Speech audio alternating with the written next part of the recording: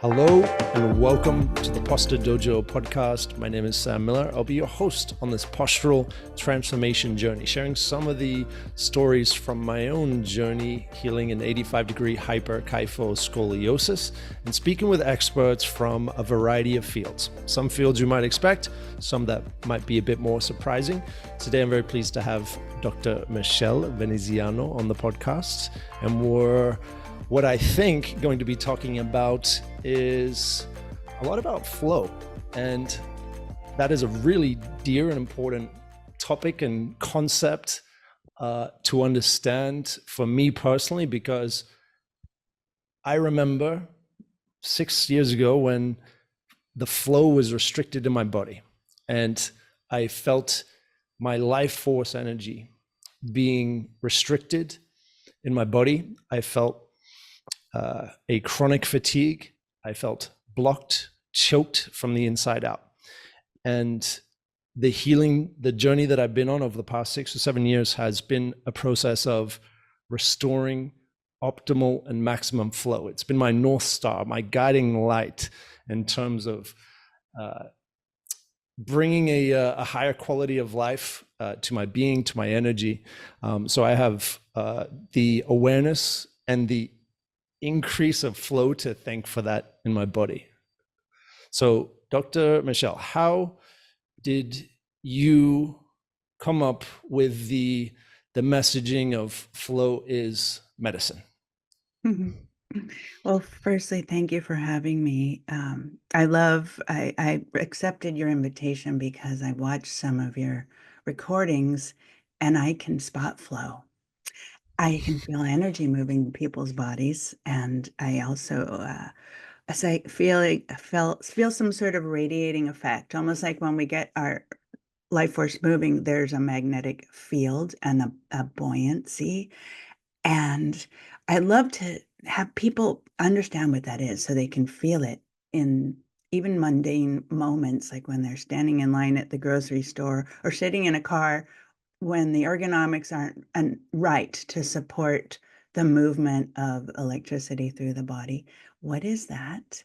And how can it also be the awareness of the ability for life force to move through tissues? How is that relevant to the remodeling of the penetrating of a fixation in the skeleton?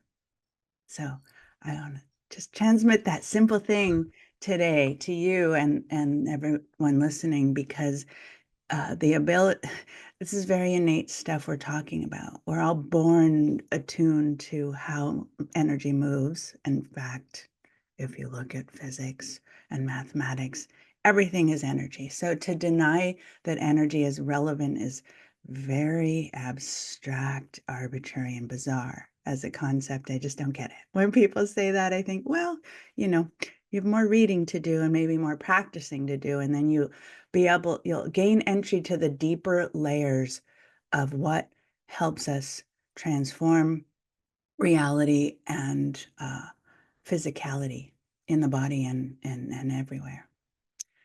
Did I answer your question? Transforming Yeah.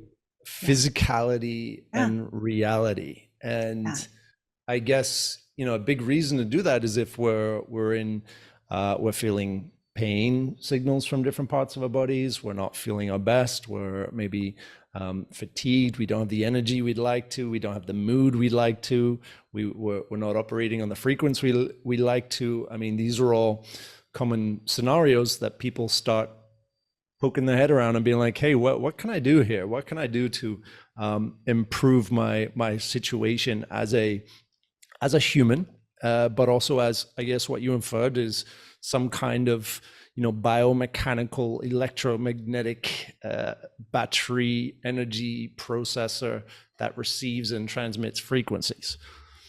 Exactly. Very well put. So let me now answer your first question, which was, how did I come into this? I call it flow because when we're in flow, the body moves like a wave. And that's something that we see in, the more advanced athletes and dancers and yogis and martial artists. They move like they're a wave, and they have this incredible efficiency and this incredible vitality, regardless of their age. What is that? we in the Western world don't really have a vocabulary for it or a common experience to share. So background is I'm an osteopath, and 20 plus years ago now, my thesis, I published a study on an experience I had in the hospital during my training where, let me qualify. My lineage of osteopathy comes from the biodynamic field, which isn't a word we use so much anymore, but basically biodynamic forces of nature, uh, subtle phenomena at work in healing. And it was very straightforward. The paper was very straightforward in its focus. How does consciousness affect matter? What I said before and what you captured in my first statement was, how does consciousness transmute reality and our experience of both our internal world and the external world? And there's a lot of discussion in the scientific world on, and in fact, back then, there weren't very many studies, but I grabbed studies about how prayer can, and in the New England Journal of Medicine, there was a study in 2004, I think, the 2003, the year I published this, and that said that there was a statistically significant impact if a group of people were going to move intention and energy in the direction of a situation and a person. So for me, and many, many more studies in the last 20 years, for me, it's a matter of science catching up with our experience, because many of us, some more than others, me not so much. I was not able to feel anything when I started my journey. Uh, in fact, it's almost like the gods set it up for me to be really, really shut down and restricted, somewhat like you, uh, and then have this deep motivation to breathe and live that that gave me the what I needed to move through what is actually a fairly challenging, uh, like, and let's just say going into the trauma in the body is a bit of a Pandora's box, and you have to have some courage. So I want to hear about that from you, because I imagine it's like you thought it was going to be one thing, and then you get in there and you have the cell memory of whatever the heck imprinted to create your original pattern, and you start unraveling it. And there are so many dimensions. It's not just that the bones move, it's that possibly memories are stuck in there, or ancestral patterns that you inherited from, your relatives. And I'm just getting chills right now. This is such a deep, Me rich too. conversation, right? Cool. So, in the hospital, I had this experience. Such a great story. It seemed so much like a setup from above, where I had these, you know, this MD and a DO were running the emergency room, and I'm innocent. I'm an innocent. I'm in there like I know something's deeper, and I'm just gonna stand for that while I go about this insane education. Although I have to say I love my ER skills, because acute care is a really nice thing to pair with energy and intuition medicine. Sometimes you just need to go in there with a sledgehammer and handle stuff.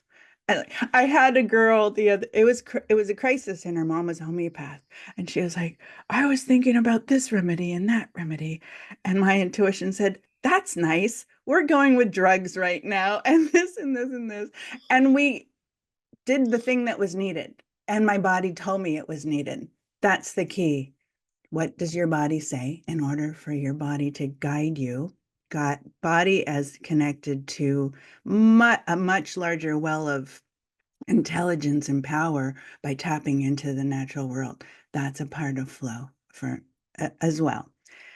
Maybe you're going to help me define flow. I have yet to encapsulate it in an elevator pitch. So we're going to, yeah, take a little journey here. So in the ER, these, you know, acculturated, typical. There's a very standard way to be. Even the language, the responses, everything's pretty much scripted. It's very uh,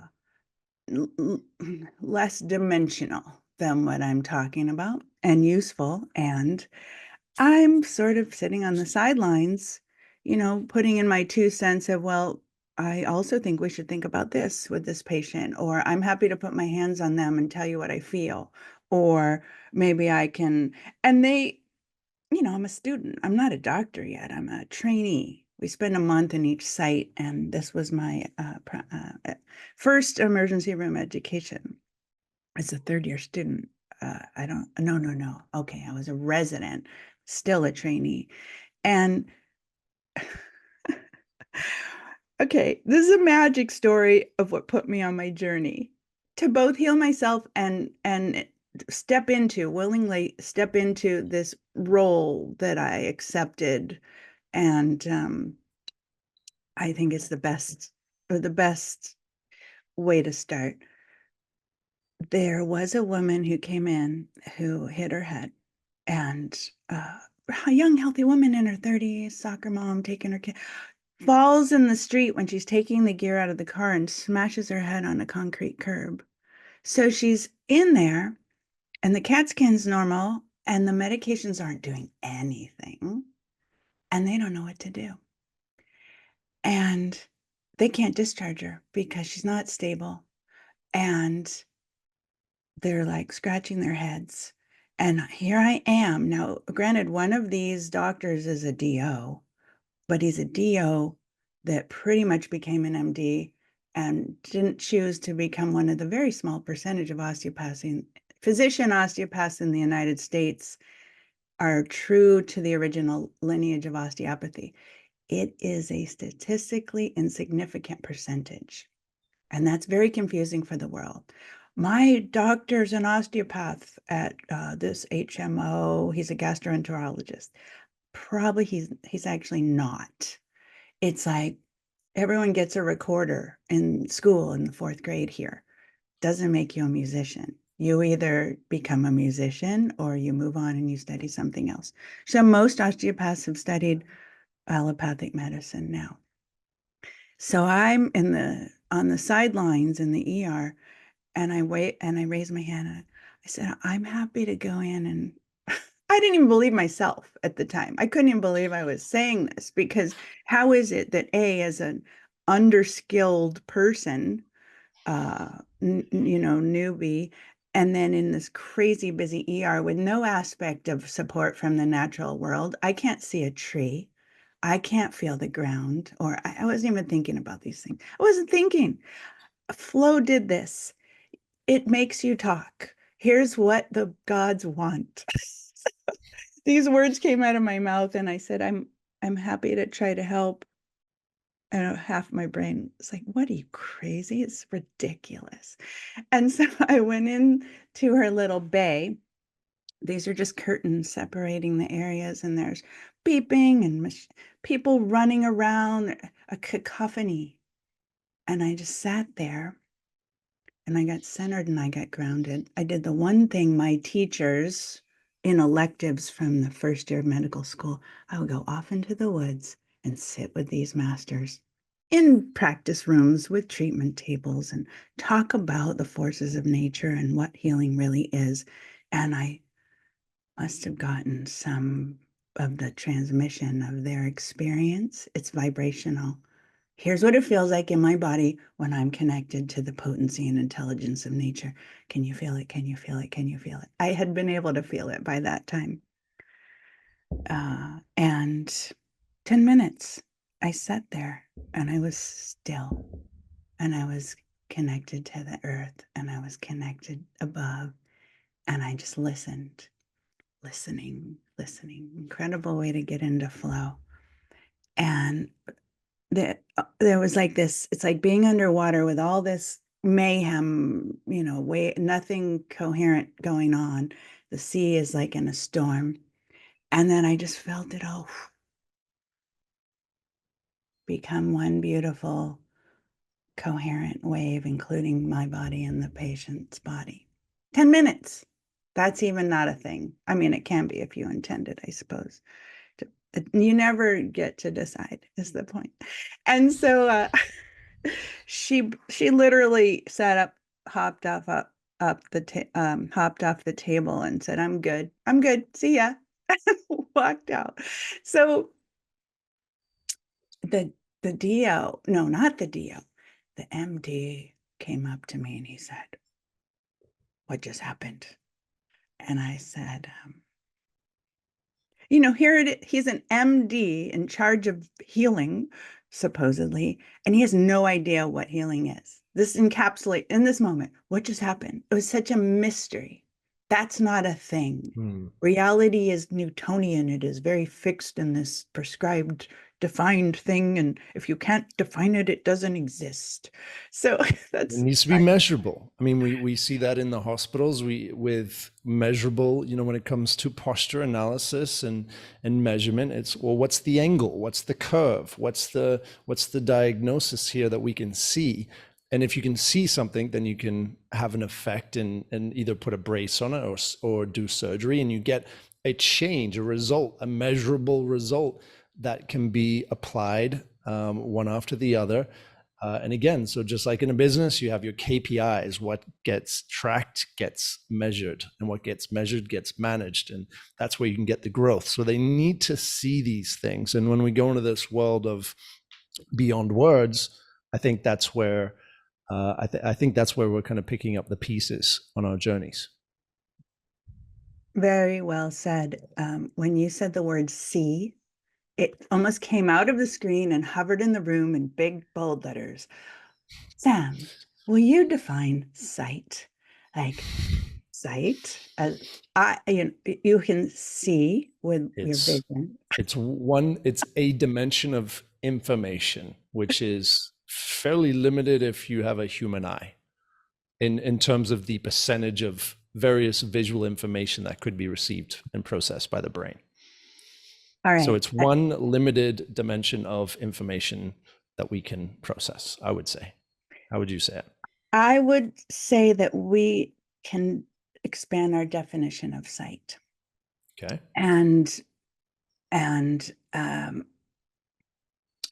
So when, for instance, I worked with this patient I was describing before we got on, who yesterday, she went through a bit of a healing crisis when we tapped into a very old trauma. And I had a feeling when I was treating her that there was a missing piece. And I said, I have to follow you down to your car and look at what's happening with the seat, because the mechanics do matter and they're half the picture. So sight expanded for me when I got to her car and I said, well, here are the right things to do. We have to make sure that you're not, hyperkyphosed with the head rest, pushing your head forward, because I could see that was blocking flow through her body. And then I wanted to expand sight to include sensing that. I could see it with my eyes, almost though when we were in the position that supported flow, it's like light expanded from her body. But that's a developed, deeper sight. We all can do that. This is very basic stuff. This is really not woo-woo. Like, how in primitive times did we sense what the weather was doing, where the predators were vibrationally, is how we did it. When do we plant our crops? Where do we move our village? When? All of these things were nature, the forces of nature guiding people and showing. So for me, I will say not everyone, actually, I went through an intuition medicine master's program, and the very first day they said, there are actually 26 versions of knowing. Part of it's sight, part of it's auditory, part of it's touch, part of it. And I had no idea. And so you wouldn't call auditory sight necessarily. We're under the umbrella of subtle sensing. I actually see this change. I see That's why I chose to be on this podcast with you. I see it in your body. I see it when you move, that there's actually a field around you. When I say I see auras, not so much. It's not really color. Every person's unique. So if you don't see or feel what I feel, that's really not relevant. Everyone has their own way of interpreting, sensing, taking in information. I just want to tell everyone out there, don't think that because you don't have the skill or the gift that someone else has, that you don't have your own. That's a really, really, really important piece. Don't compare yourself. So, what a sight. I didn't have it at that time in the emergency room. And then I also I really didn't love learning osteopathy in the beginning because it felt too hard, osteopathy. Learning how to work with subtle forces. It was too hard in side by side with medical school and just trying to survive. I could totally see where someone would say, it's a nice idea. I wish I could become good at that, but I just don't have the bandwidth. That was most of our class. And I have compassion for that. I get it. I had to do it. I was also suffering. So I had to do it for me, but I also feel like I have to do it, period. Uh, like a prime directive from the master of the universe, something like that.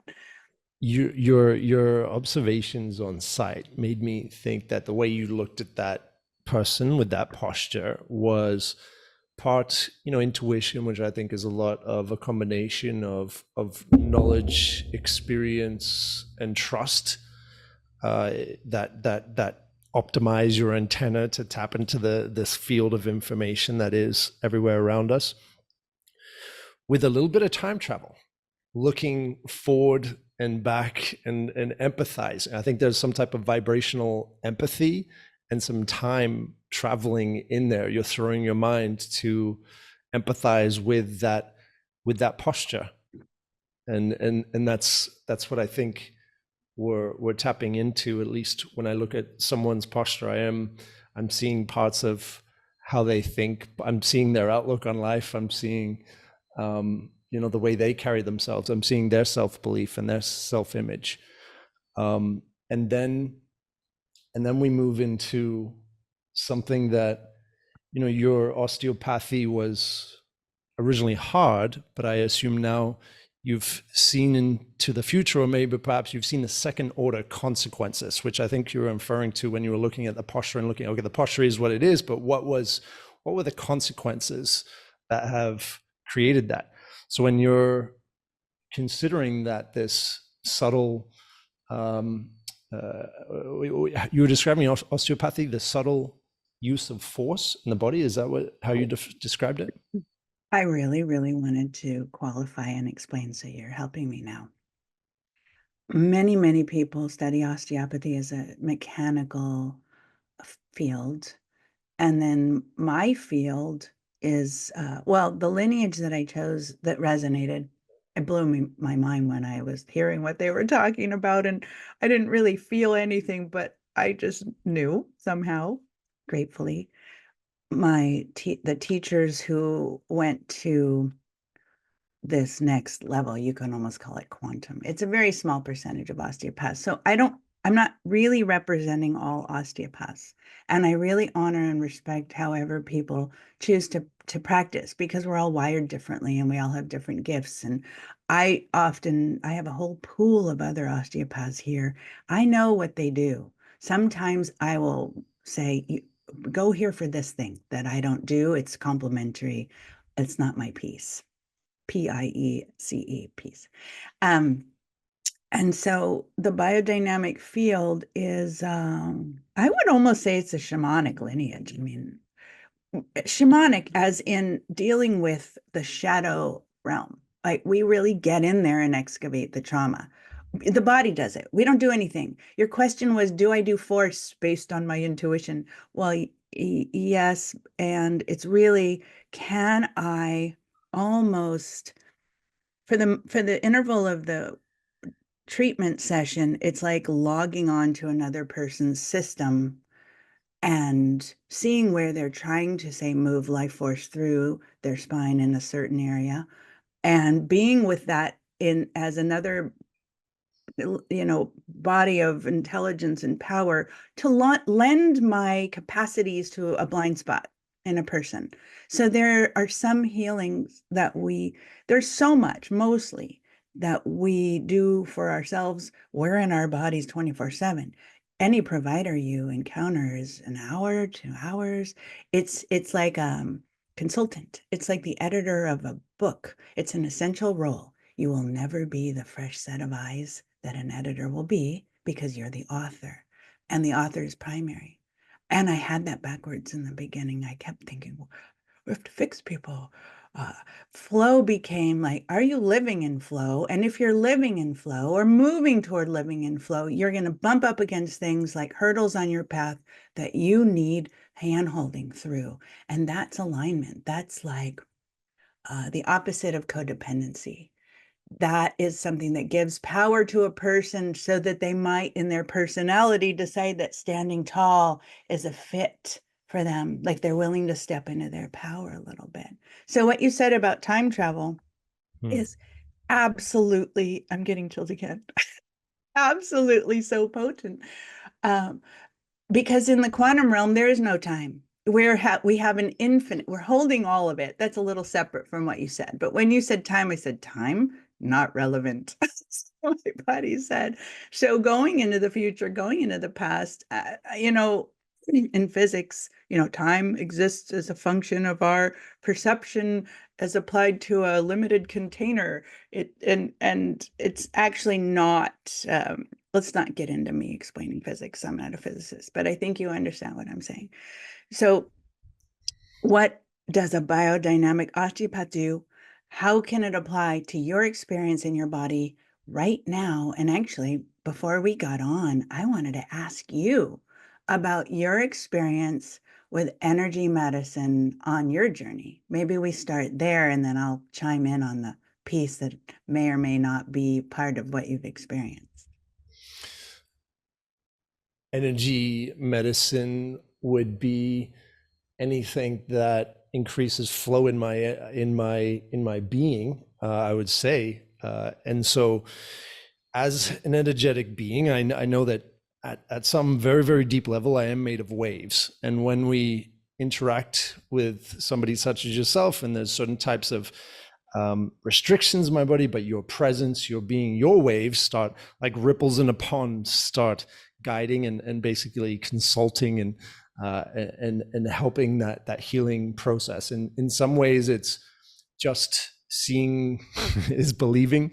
Seeing those waves, feeling those waves is believing and embodying those waves in the body. So just being in the presence of people who have embodied these lessons has been an amazing energetic effect on my healing journey. Um, So when you said, I had the vision of the people that you encounter that have this more, let's say, on the spectrum of matter, displaying its feature as a particle or a light. You're talking about moving toward the direction of matter being made of light. That's a thing we actually define in, uh, you know, it's physics, mathematics, the quantum. And that is a less fixed state. It is a less fixed personality, typically, usually a less fearful personality, or perhaps you can actually have a lot of fear in flow, and the courage is bigger. So that we're really, really lit up and motivated to be free. You're talking about flow is freedom. It's shedding all the constructs, and and a lot of them are uh, we don't see them. A lot of them are blind spots. You encounter someone and you don't know why they're doing things the hard way and they're so stubborn, and that's their reality in the moment that we honor. We honor and love all beings as like they're exactly where they need to be to learn what they need to learn. And that's so much of less of like judgment's not going to help that person. Non-acceptance not is not going to help that person. And I don't need to help all those people. I just want to be clean in my relationship to others and honor others. That's healing that's the best healing I can provide to the collective field in every moment. What's truly in service. And my body usually tells me, because if something's not in service and it's coming from an unconscious part of myself, my belly gets tight and I can't quite breathe. I'm gonna let that go. Mm-hmm.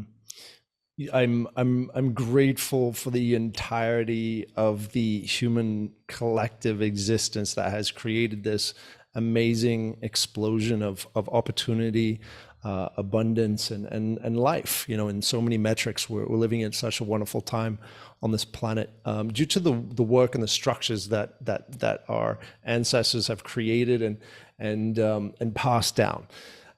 There's a disconnection to the original, efforts and trials and tribulations of creating those structures, which has, presents new problems, new challenges of this disconnection of what nature really is in its wildest form, and the discipline, the exploration, the danger, the risks, the different movements that we had to do, and slowly there's quite a structured and comfortable lifestyle that is available to a lot of people, and in those referred to as like a sedentary lifestyle, a lot of sitting, a lot of car driving, a lot less movement. We have a capitalist economy that is incentivized to remove pain and discomfort from our lives, and if we allow those messages and those ideas to sink in, we eventually become less and less weathered for the real world, or for the wild world, let's say.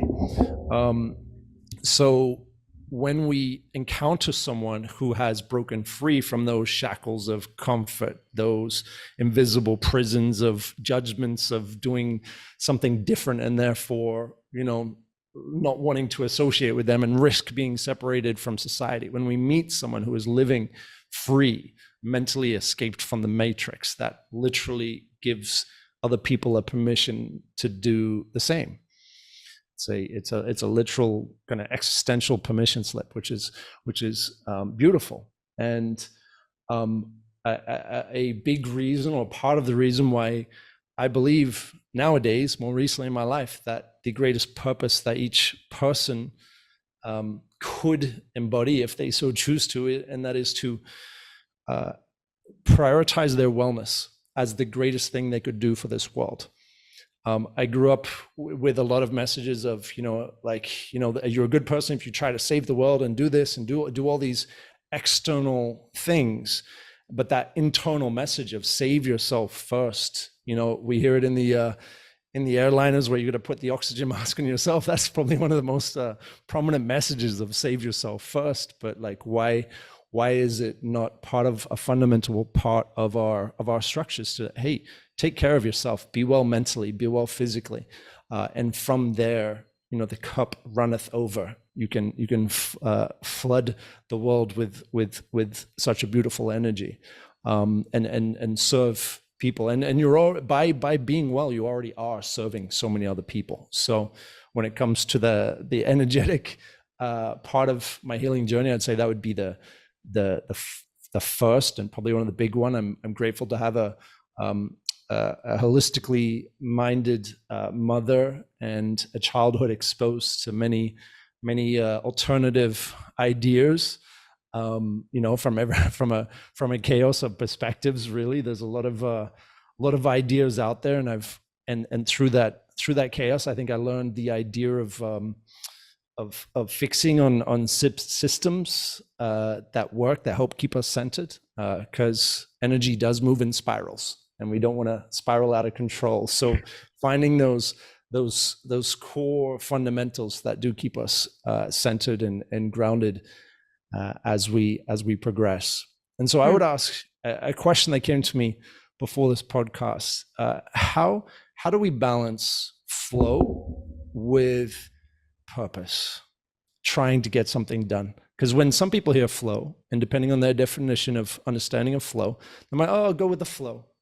and they just get taken Yeah. through the jungles and Yeah. thrown, thrown through the waves of the world. And then we have, we know that purpose is direction, it's intention, it's getting things done. How do you balance flow with purpose? You explained it already, and I loved it, and I wanted to bring it up. Flow, okay, we could go to the fundamental concept of yin yang, the balancing of the masculine and the feminine, and the flow without the boundary and the containment and the stabilization and the grounding of the linear masculine disciplined, more linear. Uh, it's a mess. It's not a thing. And the relevant thing here, because you've said a lot really deep, large, ideas just then, and I did too. And I can imagine our listeners sitting there going, wow, I'm all over the place. Back to the body. What does your body say in this moment? And that's part of your container, it's part of your own internal masculine. Your body says, Mm. I'm actually going to be doing my practice this morning before I go and volunteer for that thing. Your body will say, here's how you take care of. And that includes yourself and everyone else, because receiving and giving is one circuit. You actually, if you want to limit what you do for yourself in terms of filling yourself up so you can flow over, like you said, that's the thing we want to be doing, because that's limitless. That's generative for our own cells. um, you are not doing anyone a favor. You're actually going to limit. You're going to be able to give a little bit, and and get singed versus this. Uh, I actually had someone say, some very wise person who would occasionally drop a mic, and I'd be like, "What just happened in my reality?" She said, "If you give out of integrity with the balance of giving and receiving, you're actually taking, because energetically it's a distortion, it's a codependence, and it's not pure, it's not the highest service." Isn't that beautiful? Like, you have an extra permission slip to do what you need to do for yourself. It's a service to the world to receive. So it's for the world to receive. I I know when I was in that rapid teenage growth spurt, with a compromised T10 vertebrae, a wedge-shaped vertebrae, um, a obsession with the computers and the online world that was unfolding. We're talking the late 90s.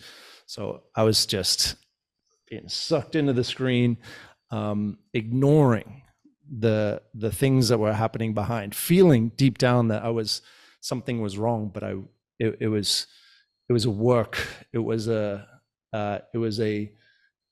journey that I was avoiding and neglecting and ignoring. And I think it was a shortcut in a lot of ways, and it was avoiding the hard work and the correction of it, rebuilding the posture. I believe has really been that at the core of my mentality and attitude, and that is that that consistent disciplined work showing up. And I think the lack of that in terms of the masculine figure figures in that time of my life may have kind of been part of that process, to piece together that integrity, that promise, that making a promise and keeping it, that giving as well as not just receiving. Instead of looking for what's the easiest way to do this, what's the least I can give in order to get those types of shortcuts that blur on the edge of corruption and a lack of structural integrity. Those are things that I've had to overcome, and I think that's been a very psychosomatic process, a very mental and physical process to rebuild that into the posture. And when I'm in those deep, dark, tight, restricted places, the words, the programs, the energies, the feelings that I'm replacing in those places is of trust, of safety. I start there at the very, very deep core of it. It's embodying those words that provides that allowance, that acceptance, and that release of some of those restrictions, and that enables movement, and it's instantly.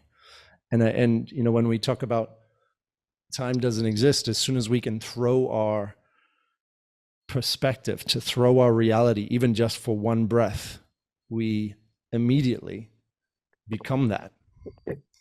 And that's I think at the real core of the process of transforming a compromised posture.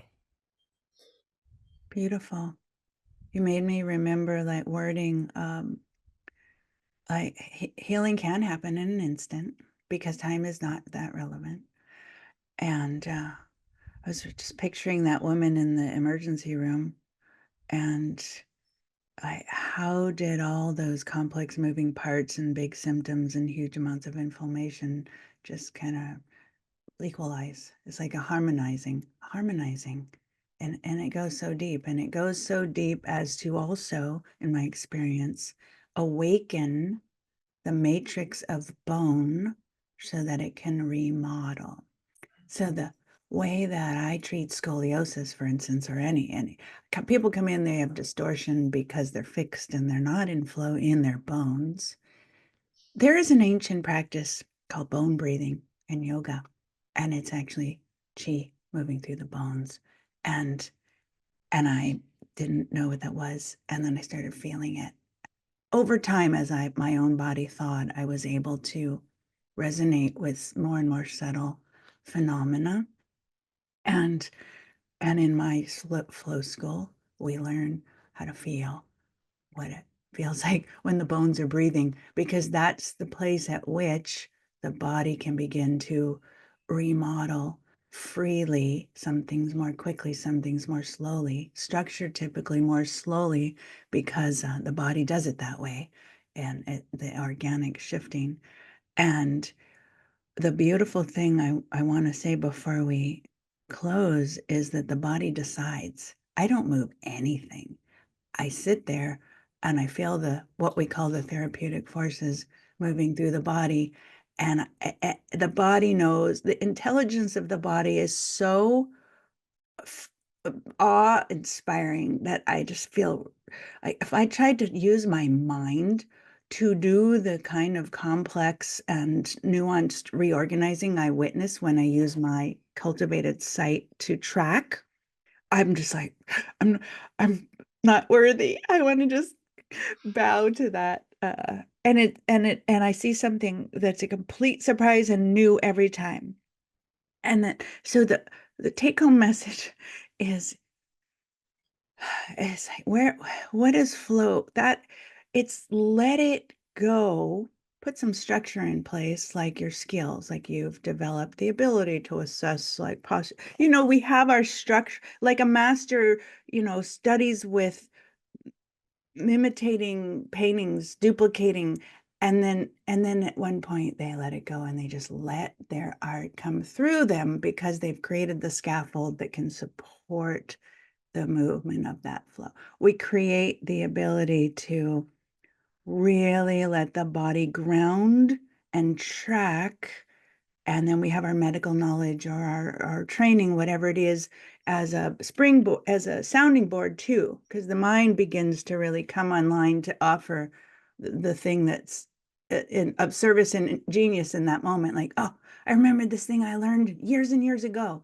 That's what's relevant here. Retrieve it from the not past because it's all now. And the body basically will do this spontaneous reorganizing. When it is a wave, fluids do not hold strain patterns. You can't put your hand in a jar of honey and say, stay that shape. It's going to equilibrate. So bodies in flow, bodies whose bones are breathing, resonating with the rest of the tissue. It doesn't matter what the density is. It's all musical notes.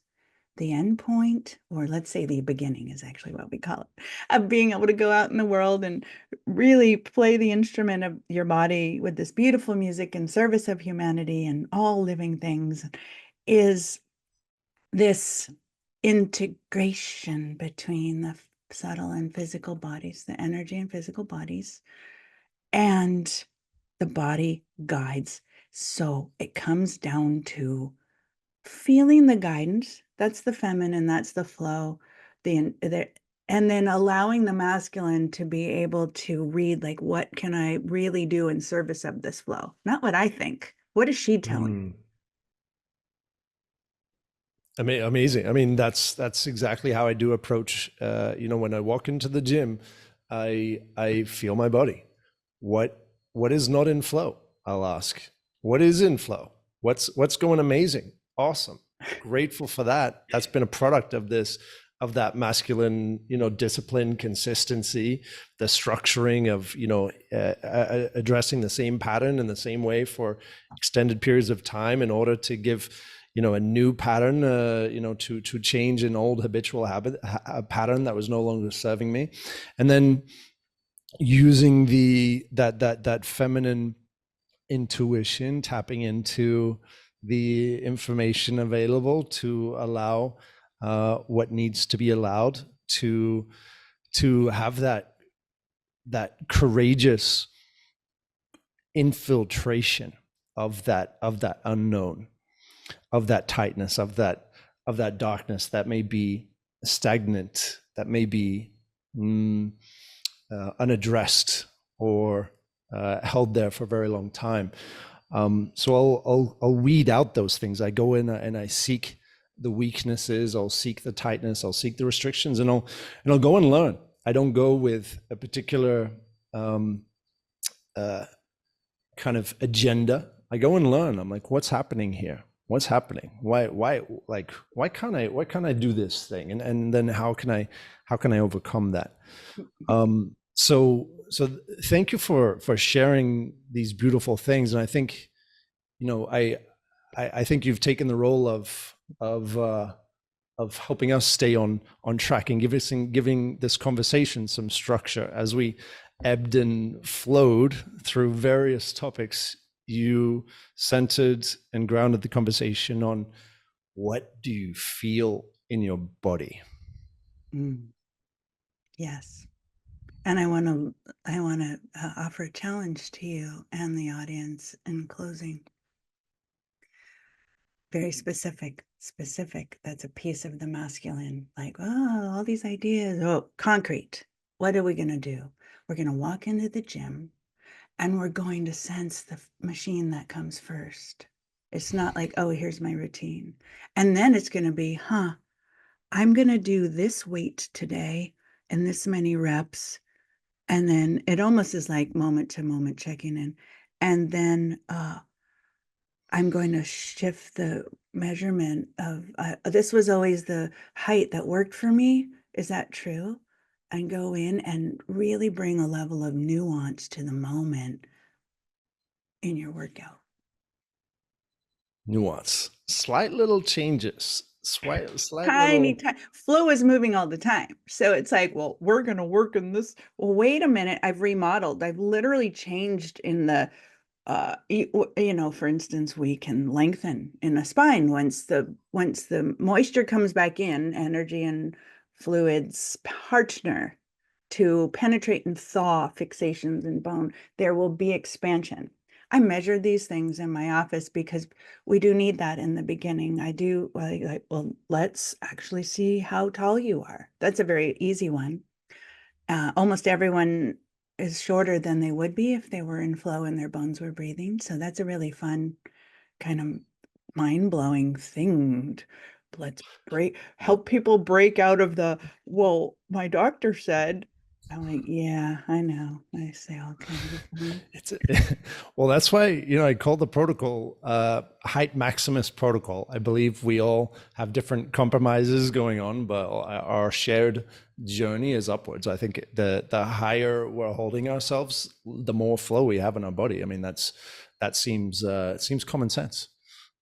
The higher we're holding ourselves, the more flow. Flow will make you tall. I'm going to reframe what you Right. just, it'll make you Yeah. big. I Yeah, because I actually, mean, you could if you were being forcibly stretched, no, no, eventually you would no, have some restriction in no. flow. But if we're naturally, organically, peacefully, and powerfully holding our highest posture, Yeah. which is effortless, right? We're not using effort to tense and hold ourselves up and therefore restricting flow.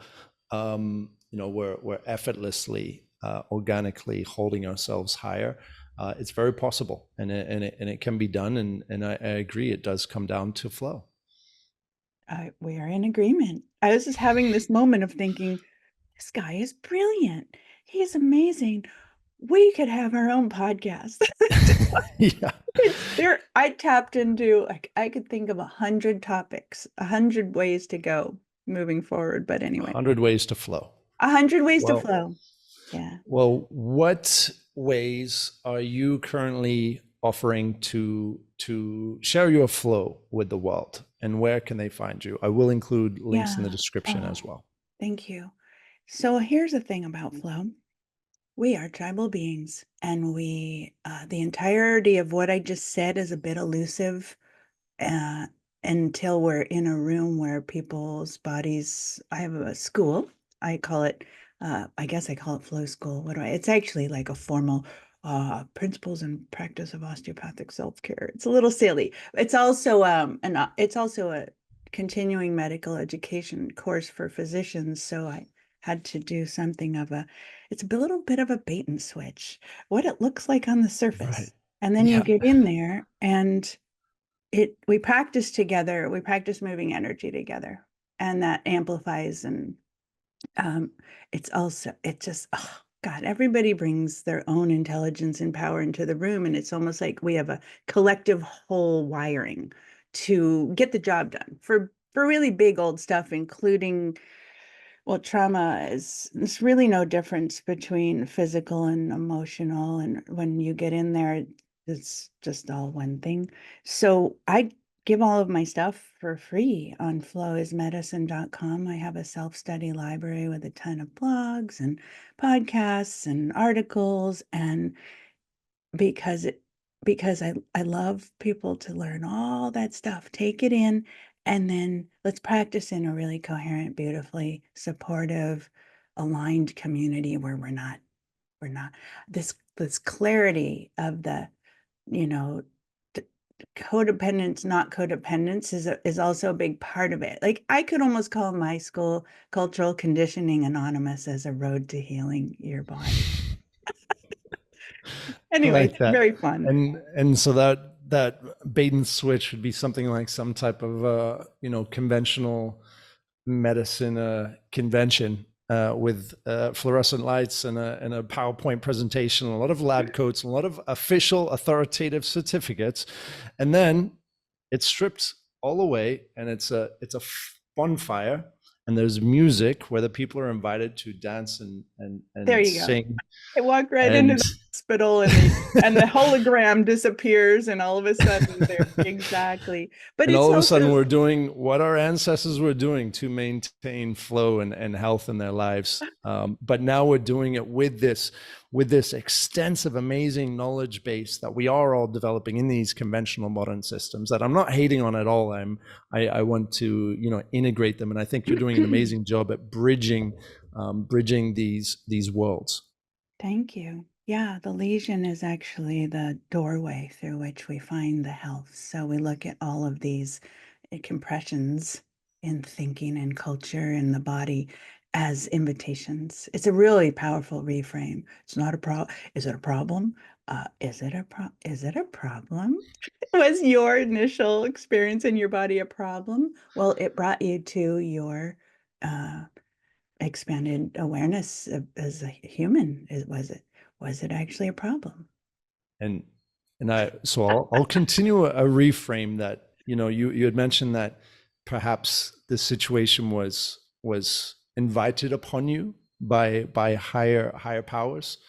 I would my personal frame on that was that ultimately, at some deep place beyond time, I chose this experience and this situation and this these conditions that I would be going through, and that extreme acceptance and responsibility for this experience has been with the intention to collect these gifts and these experiences along the way that this life has kind of brought me, and that has opened up each experience for me to look out and say, well, how is this just making this all better? How is this adding to what has already been an amazing adventure?